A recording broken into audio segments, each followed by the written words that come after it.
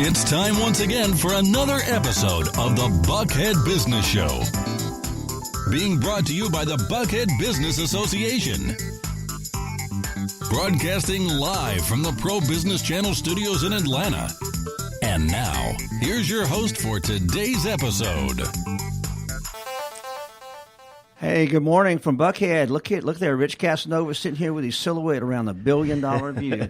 This is Michael Moore. We're coming to you live from the studios over at Lenox Towers, Lenox Plaza. Lenox, where are we again? Lenox. We prefer it called the Pro Business Channel Studios. Yeah, the Pro Business Studios overlooking our Buckhead $1 billion view. It is the $1 billion view. They've upgraded. They sold a couple more Did buildings. Did our rent go up then? No, good. Not yet, Rich. We're currently in negotiations. Yeah, they're on a 30-day rule, and we're on day 28 today. So beware, you got to write a check, bigger check. But we've got three. We got the good folks in the studio today. We've got Bob Johnson from down in College Park and representing the whole city with his Oru Market. We're going to talk about, and we've got Howard Burkat, who's with Primerica, who's actually helping the financial literacy process as well as helping people get into the financial industry where they can make a difference for themselves. But let's go first to Bob. By the way, remembering we're sponsored by the Buckhead Business Association. In part, they put this program together to talk a little bit about being pro-owned business. So actually making it happen. Tell us about why we're doing this, Rich. Well, thank you, Michael Moore. The Buckhead Business Association, you go to buckheadbusiness.org, is one of the contributing sponsors for the show. But they've been the de facto chamber of commerce, if you will, because there is no city of Buckhead. But for this community, they're the go-to business organization, 50-plus years. How many years now, counting? Oh, we're creeping up on 60. On 60, yeah. 65. And you're listening to a past president of the BBA. But you want to go to their site, attend some of the breakfast meetings, and we'll talk about that later, as well as after hours. But let's jump into our guest. And we'll do that. Show. Bob, now you wandered down to Atlanta a few years ago and helped with golf courses, and I understand about 5 years ago you moved into the process of helping the entrepreneurs down in the South Metro Atlanta by putting in a club, and I think you've been very successful over the last 3 since you got the doors really open and had a lot of fun. But about a year or so ago, I understand you found a new product or a new process that would help the folks here in Atlanta, all business folks and here in the Southeast. So, Bob, give us a little introduction on what is an Oru and why are you involved? Well, to give a little backstory, obviously, Club E is an entrepreneurial center. The challenge that most of our entrepreneurs have is they run out of money very quickly and usually have no money for marketing. Many times the entrepreneurs, we have about 150 members, would come to me and say, well, I'd like to market, but I just can't afford the traditional methods of marketing and media and that type of thing to get the exposure. So I was contacted about a year ago. A friend of mine down in Orlando, Florida, had started this Oru Marketplace, and I didn't know what it was. I could hardly say it. But went down to Florida and found out that this was really going to be a paradigm shift for small business. And the focus with the Oru Marketplace is to concentrate on the small businesses that have little or no exposure or little or no money to advertise. And so the Oru Market was developed to help the bricks and mortar, small businesses, service companies, anybody basically that doesn't have the big budgets of the traditional large retailers and businesses. So Oru stands for Orbis Rate Unit, which is actually their currency. So we're calling it Atlanta's first community currency. And community currency is different than traditional currency because basically we give you the currency. And then we want you to go and spend it in the businesses that accept it. So instead of discounting, instead of giving, 2-for-1s and all these things that businesses do to promote business, they basically accept a portion of their payment in Oru currency, which is the community currency of Atlanta. And so it's been going very well. Obviously, when we started, we had 5 people signed up, and we had 2 stores. And I would go to people and say, you should sign up and go support these stores. And they say, how many stores have you got? I said, well, we got 5, And they said, well, when are you going to have more? I said, well, when you sign up, I'll have 6, So, and then you go to the 20% increase. And then you go to the customers and you say, or you go to the stores and you say, well, how many customers you got? Well, we got 5. Well, don't, come back when you got. So now in a year later, we now have 700 businesses signed up in the Oru Marketplace. And we have over 12,000 people that we've given money away to go spend in those businesses. Whoa. Can we make it 12,001? Well, you're giving away money. We say giving away money, Bob. What does that mean? Well, I'm a lot like the government, okay? All right. So, careful now. Here we go. This is not a debate. We won't cross that line right now. But anyway, so the big challenge is that people have, especially in my market in College Park, obviously we have limited disposable income for our people. Classically, people have a $2,000 or $3,000 or $4,000 budget and find a way to spend every single dollar, right? This is the consumer side. So what we want to do is come in and allow them to get $300 more of disposable income a month, and to take that money and support all the small businesses in the area. So the only caveat is, yes, it is community currency, but you have to use it in the stores that accept it. So it's a great way to tie the business community to the consumer community and get them to be loyal. It's really nothing different than what you and I, Michael, participated in when we were young, right? My father was in the dairy business. We sold milk to people that did business with us. That's right. If you sold us gas, we basically sold you milk. If we sold you groceries, we sold you milk, and just don't get those two mixed up or whatever. Yeah, right. My car's not running so well anymore. It sounds like you are like the government, Bob. You're willing to give everybody over a $3,000 raise in the community. So this community's currency, can it be used other places? So the currency can be used for all our services, all of our stores. The whole idea is to support the small businesses, to give them basically an entree. So we do two things really well. One is we're a rewards program, so we give the stores a free rewards program, which is expensive to set up on their own, okay, other than a punch card or something. This is a totally digital currency, so it's on your phone. You have a cash register inside your smartphone, and you just use that when you go into the store. And so basically we want to give everybody a $300 raise. You're exactly right. So I was looking at some numbers the other day. I went into Google, which is my favorite thing to search Google for. Is your friend. So the interesting thing is that, that there's 76 million Americans, okay? This is in the Wall Street Journal a couple of months ago. 76 million Americans, if they had to, could not come up with $400 for an emergency. Now we got 330 million Americans, half our kids, 170 million Americans, and almost half of those people could not come up with $400 in the richest country in the world. What are we doing wrong? Oh, we're going to look a little bit more about that in just a second. Now, yeah. Rich, real did quick, you want Bob, to raise? Yeah. Bob, how is this similar or dissimilar to some of the barter companies or Bitcoin? Yeah. So first of all, we're an internal currency. Okay, it can't be operated outside. Bitcoin is really a traditional tradable currency, right? We're not tradable. We give you the money. You can't buy it. You can't secure it. The only way you can get Orus is that you get referred in by somebody that is an Oru member, or you refer somebody. If you refer somebody, we give you another 300 Orus. So we have I have my kids that work out of Club E that have 20 or 30,000 Orus. These kids never had anything. They never had 300 marbles, never mind Orus that they could spend. And so they're becoming, we talk about financial literacy and making kids competent on finance. So this is a great way to teach young kids that then they feel good about themselves. They said, look, I got 30,000 Orus, Mr. Bob. And, and I said, now you have to go support the community that's going to accept those Orus. So you're going to help your own community and you're going to help yourself. Well, you brought up an interesting point there, Bob. You used that number, 30,000. What's an Oru worth? I mean, it sounds like it's not like trading stamps. So what is it worth? Yeah, we used to have the S&H green stamps, Michael. You remember those? Yes, we do, Bob. We remember those. Yeah, and we just lost half our audience here. I said, what is but that? Back to value. You were talking about the value of an Oru in the marketplace because you're gonna give me dollar for dollar. Yeah, so basically what happens is the marketplace really dictates what the value of the Oru is, but we set it at $1. So one Oru is worth $1. Traditionally you go into a restaurant, your bill's $100, and the restaurant says we're going to accept 20% in community currency. So you're going to give them $20 in Orus and $80 in U.S. cash. So you just save $20 of your own disposable income and used Oru as a replacement. So it's a great program. We're as I say, we've grown really grassroots. We haven't advertised. We're doing our first public event this weekend at the Sweet Auburn Festival. If anybody's on listening audience wants to stop down and see our booth down there, we'll give you 300 Orus while you're standing there. Wow. That's like Yogi Berra said, this is almost like cash. Exactly. It's almost like cash. Yeah, Can I buy a euro with an Oro? A euro with an Oro. Well, maybe at the festival, you signed up some of the festival vendors to accept Orus? Yeah, so actually, so the how I got to the festival is one of the creators, Stephen Muhammad, actually is an Oru member and using it for some of his association members.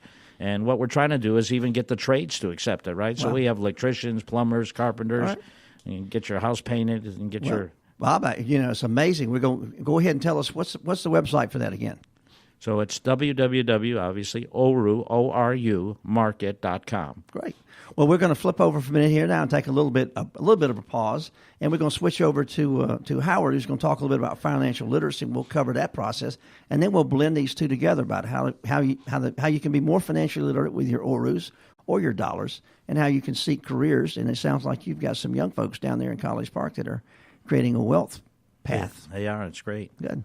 Well, next we got Howard Burkat, who is one of our Primerica fellows here in the city. He has actually been a recruiter for a while, and I'm going to let him share a little bit about his background. First of all, tell me, how in the world did you get in the financial planning industry? That's very interesting. Basically, somebody invited me to a seminar. Actually, totally something I was not interested in. My background is actually accounting, but it actually works well. Knowing a little bit more about business, you have accounting and financial services. So went to a seminar. I said, okay, let me give it a shot. Here I am 22 years later.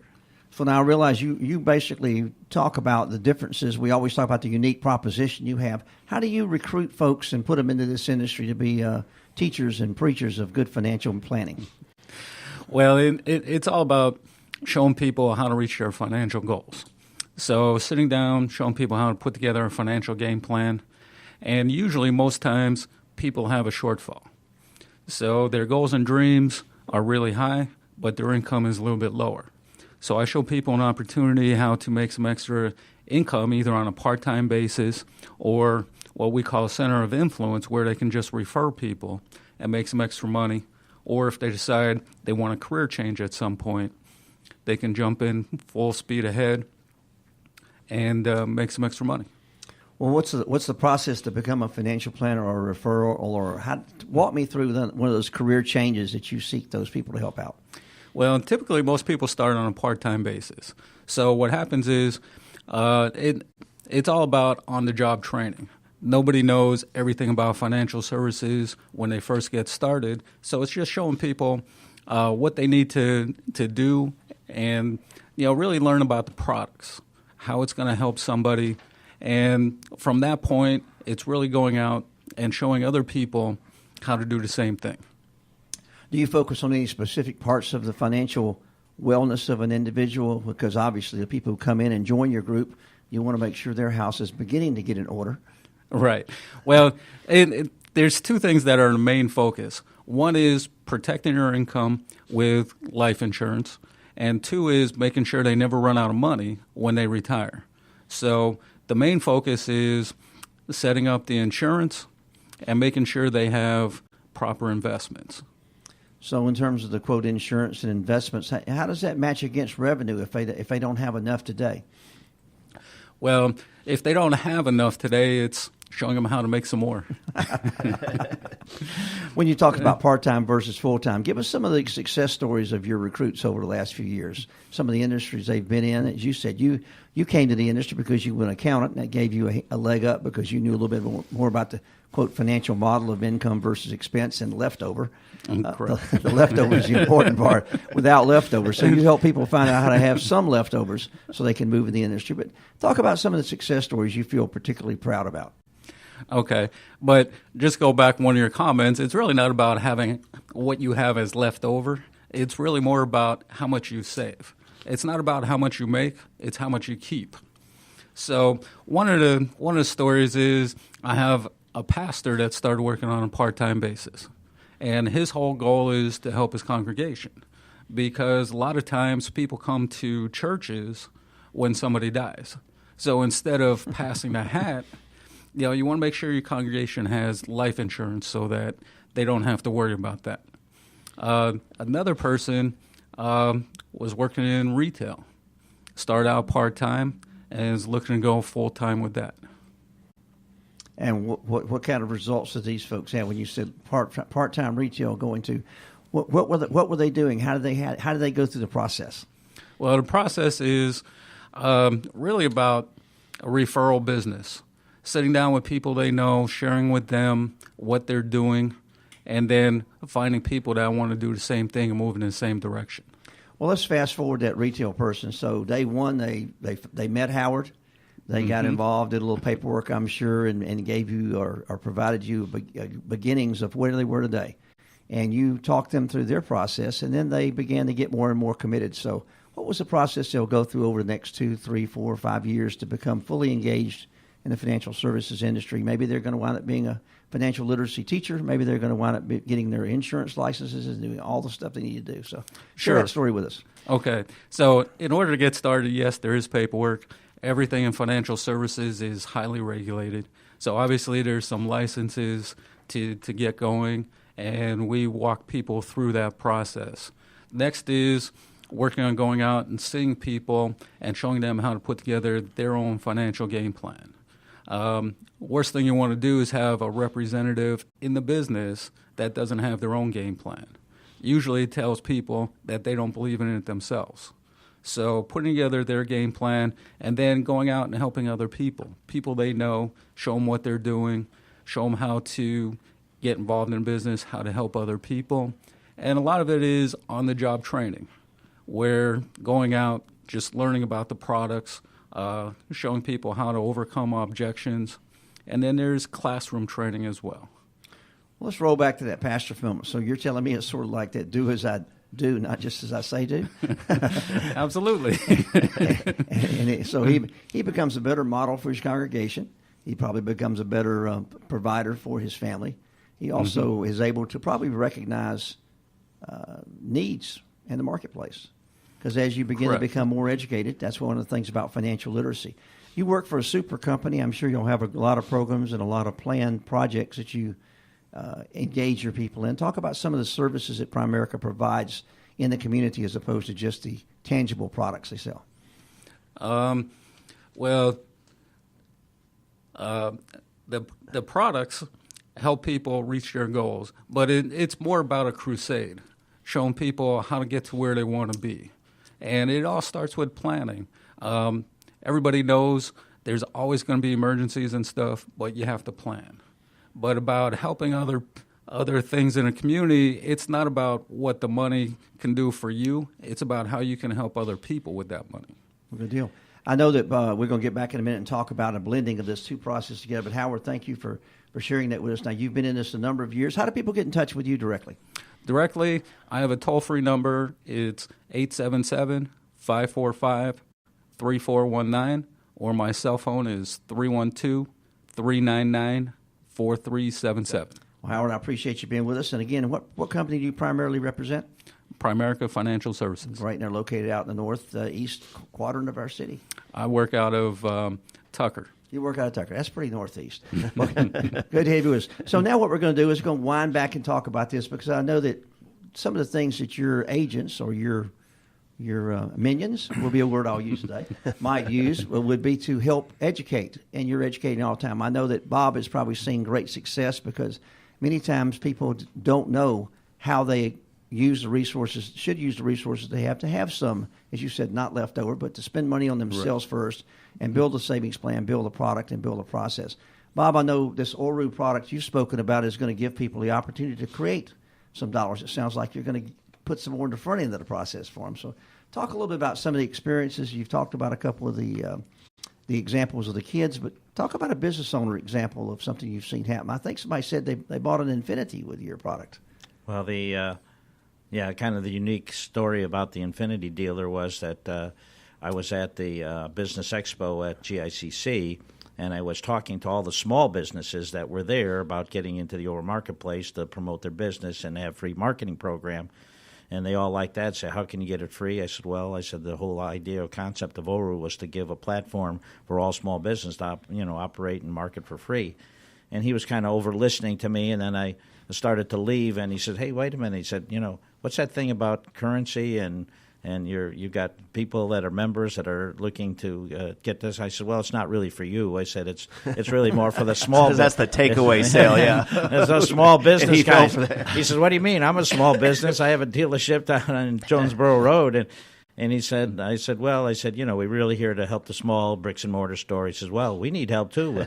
He says, we could talk to all those people. So he encouraged me to come down and meet his general manager and all, and so they were all excited about it and basically willing to give $1,000 off the final price, not the haggle price, okay, and accept $1,000 in Oru currency on a new car and $500 on a used car. And so we've sent some people down there that were our members looking for a car, and so that's what it is. It's small business helping small business. It's all about supporting one another, and so it's a great community effect, and we're starting to see it now with other businesses. Obviously we're talking to grocery stores now because that's the basic essential that everyone needs. And, if you've ever stood behind a lady that has 71 coupons and is running them through the register, it would be a much better, nice thing to have a phone that says, boom, 10% off, and I'm out the door, Yeah. I think Rich is raising his hand. Did you get your $300 yet? Well, I definitely want to talk to you after the show. There's no question. But so I can get my beach house, possibly. But no, seriously, I know we've been talking about the currency, but go back to the Club E and talk to us about, give us your best pitch, if you will, for people to join or engage in that and kind of help for those people that are not familiar with it. What is the value proposition there? So Club E is kind of my lifelong dream to give back to the entrepreneurial community. I've never had a job, so I always worked for myself and basically wanted to pass it on. I tell my kids a third of your life you're learning, a third of your life you're earning, and a third of your life you're serving. So I'm kind of my serving version, and I'm trying to give back to people that are entrepreneurial, mostly kids. I love working with the kids and teaching them how to become entrepreneurs. And so we've been there about 3 years, as Michael said. We started in 2013, about 150 members. Last year we graduated, what we're most proud about, 227 kids in our Young Entrepreneur Society program. Wow. And the youngest was 4 and the oldest was 20. And a lot of financial literacy is one of our programs that we teach there because these kids have no idea on money or how to manage it or anything else, where Howard would be an expert in that as well. And I'm a former expert. I was the youngest certified financial planner in the country in 1974. Now I'm the oldest, okay? And all those other guys died off that were around me. Well, you're the longest serving. But this is an incubator then? Yeah, so we call it an empowerment center and an entrepreneurial development center. We're really not like Rome or some of the great ones that are co-working facilities here. We're much more about helping the young entrepreneurs get started, helping with their business plan, collaborating and doing that. But we do house, we do have 12 offices there, and we do have a collaborative space. But we're much more about the accomplishment and the people that we have in it. Okay. And as you said, Bob, and you actually brought Oru into Atlanta. And, of course, it's like it'll start there in College Park. It started in the South Metro area. It started in the Tri-Cities area. And now you're beginning to expand out. You'll be this weekend down at the Sweet Auburn Festival right in beautiful downtown Atlanta. Exactly. Recruiting some vendors who will then go back to their homes. Now, let me just focus on one thing you mentioned a couple of days ago to me. You mentioned something about the city of Paris was maybe looking at doing a community currency for the whole city. So the whole story is there's early adopters, right, people that get in, but there's nothing new about community currency. I mean, you mentioned about barter, okay? Barter is an old form of community currency. Right, there's very different forms of so the Oru currency just basically created a digital form of doing easy transactions. But the whole intent of this. So what's happened is there's many cities. Paris, France just announced last month that they're creating their own community currency. Switzerland has had the weir since 1930s, and the weir was developed to help businesses that were going through the First and Second World War and having challenges to the businesses to have capital. So they created their own currency called the weir, and now everybody in Paris is going to be running around with cents, after the river. And basically, it's going to be just like our currency is. It's going to be used against a portion of the purchase price of different items that you have. And the whole idea is that people don't have enough disposable income, as Howard mentioned. So if we can give people a 20% raise and they don't have to pay for it, I mean, that's why people that's say... That's better than government, Bob. I vote for Bob for president. Whatever. Bob for president. Yeah. If I can give everybody $300 a month raise in all of America, trust me, I'm going to win hands down. Don't say that too loud. We don't have that much space in the lobby for people that are going to start coming in the lobby. Michael, I did want one quick follow-up question for Howard. In my notes, so this rule of 72, can you talk to us about that? Absolutely. It was actually invented by Albert Einstein. What he did was he invested $1 or 1%, wanted to see how long it would take for his money to double. At 1%, it takes 72 years to double from $1 to $2. That's a long time. Yeah, that is a long time. And that's a small percentage rate. So we want back then, we want to add to the dollar every chance we get, and we also want to invest it at the highest rate possible that protects the economy and protects our investment. But what's the rest of that? So what happens is, with the rule of 72 is, if you take your rate of return, divide it into 72, it'll tell you how long it'll take for your money to double. Okay. So let's say somebody has 3%. They're getting 3% of their money. That means their money's going to double every 24 years. Let's say they get 12% of their money. That means their money's going to double every 6 years. I'll take 6 years, yeah. Right.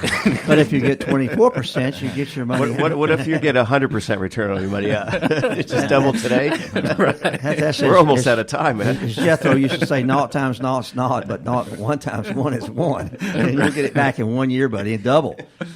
So you'll leave your money in. So I think the coordination here we're looking at is how do you really begin to educate people? Howard, if you don't educate people, they won't be getting a rule of 72 to be applied because they will spend their dollars. They'll have no dollar, as we said jokingly earlier. There will be no leftovers. So it's important to begin to build your own personal program to pay yourself first, take care of the other most important things next, and then if there is any left over, then you can go to Six Flags, or you can go to the Sweet Auburn Festival this weekend. Now, Bob, as you've grown people, you've seen kids in 5 years. You started there. You were supported by College Park. You were supported by some of the other folks in the community. You've now grown. Congratulations on that process. Again, they can find Club E at what? At 3707 Main Street, College Park, and our website is www.clubeatlanta.com. We encourage you to come down and visit. I actually had Howard come down to hear about Oru's, and he's actually an Orutopian. He saw the value of the Orus for not only for himself but for his customers as well. Obviously, he's trying to increase their disposable income. Saw this as an opportunity. So we have 2 Orutopians in the room, or well, 3 actually. You're an Orutopian, Michael. Rich, did you write down that word? That's a new word for Rich. I'm still Orutopian. Yeah, I like that. I'm going to get my tattoo before the show's over here. Yeah. Real question, both gentlemen. What's next for y'all? So Bob, is there a Club E2 or what's next? Yeah. So what happened was about 5 months ago, East Point came down to me and said, "Hey, we have 1,150 small businesses that work out of their home. We really need a Club E down here, and we didn't have enough space in our building because we're totally full, 100% occupied, and we have about 20 people on a waiting list." And so they said, "Well, we have some people that own buildings in East Point that want to renovate them like you did here."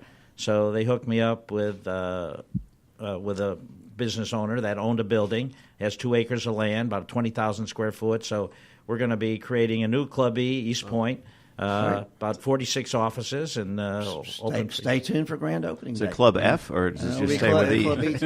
And Howard, what's next for you? You're out there recruiting every day, and thanks for being an Orutopian. That's a new word today. Exactly right. Do you get a crown for that? Or yeah, there's a crown for that, and a tattoo. Oh, skip the tattoo. Yes. What's next? It's really about showing other people how to become financially independent, showing other people how to get to their goals and dreams. Well, gentlemen, I really appreciate you being part of the Buckhead Business Show today and here at the Pro Business Channel. And, Rich, got any final words for us about the BBA? Well, I'm going to become an Orutopian. That's right. I think we're going to do that. Lock the door, yeah. Definitely, I would definitely want to talk to you about that. I enjoyed the Rule of 72. That was very well said. But our final thoughts on the BBA, the Buckhead Business Association. Again, a shout out. Do they still do shout outs? We still do shout outs every Thursday morning, 7:30 in the morning. Yeah. Yeah, and then that third Thursday is an after-hours mixer, and we just wrapped up the Taste of Buckhead. Whoa, what a phenomenal great event, night. right? What a great night. And folks can go just to buckheadbusiness.org. And we'll see you on Thursday morning. All right, sounds good. See you there for breakfast. Right. At the where? At the City Club of Buckhead, one of those billion-dollar views. And from here, you can look back at the studio, yeah. That's right. And you can see the window. Take care, brother. We have a great day. We should have wrapped up earlier, yeah. We'll see you next time. Sure. Thank you for joining us and our guests.